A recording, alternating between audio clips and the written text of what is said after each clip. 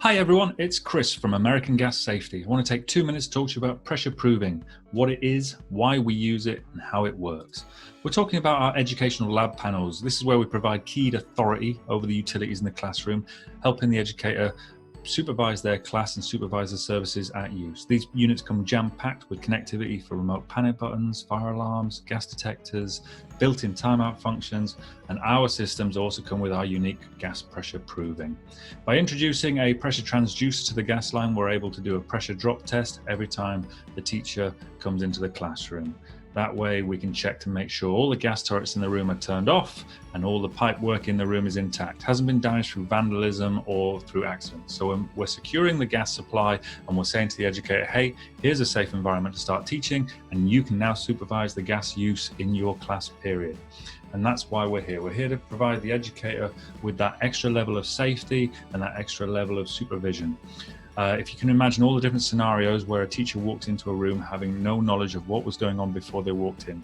You don't know if the cleaners have been in there knocking around with gas turrets. You don't know if the kids in the lesson before weren't using gas and some of them have left the gas turrets open. Or maybe even there was an alarm condition in the room beforehand and everyone ran out and left when they hit the panic button. So with our system, when you walk in the room, you don't need to know what was going on in the room before. You turn on the gas and we're going to tell you, yep, all the gas turrets are closed and the pipework is intact, you can have the gas. And that way we're going to avoid any instances of explosions in schools. So how does it work? We introduce the pressure transducer to the gas line through the downstream port of our gas valve. It's all wired back to our panel. When the educator turns the key to the on position, the system's going to open the valve for 5 seconds, allowing gas to fill that downstream port. We're then going to close the gas valve and we're going to check for 30 seconds to make sure that that pressure stays solid. It doesn't drop. Any drop in pressure whatsoever will tell you that the gas turret is open, or it will tell you that the pipework is not intact. If it holds, then we're going to allow the gas into the room. If it doesn't hold and it fails, we're going to shut off the gas and we're going to indicate that in an alarm. I'm going to say, hey educator, you need to go around your room and check all your gas turrets and see which one's been left open. And then it's back to the panel, a quick twist of the key, and you're up and running again. Once we've allowed gas into the room, we then switch to checking the incoming supply pressure. So we've done our pressure drop test, we've allowed the gas in. Now we're going to protect the room from high pressure or overpressure.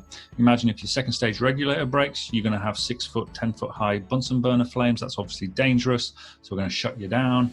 And then for low pressure, we're looking at protecting you from weak flames that can be extinguished by the draft of a child walking past, or even the extraction air or the exhaust hose sucking that flame out. So with our unique pressure proving technology, we can give you the safe startup environment, the low or pressure safety, and the high or over pressure safety. Our pressure transducer is a 1/4 inch MPT male thread, and that screws into a 1/4 inch MPT female port on the downstream side. That's the port that is open to the downstream side when the valve is closed. There is no limit on the distance between the panel and the transducer, or the panel and the gas valve. The transducer is 3 wires, it's 12 volts, so anything like an 18 or 22 AWG shielded alarm cable will suffice. And then if you're doing a renovation project or you want to use existing valves, that's fine as well. You can put the pressure transducer into the gas line using a reducing T or a reducing set to get it down to that 1/4 inch MPT female port that we need.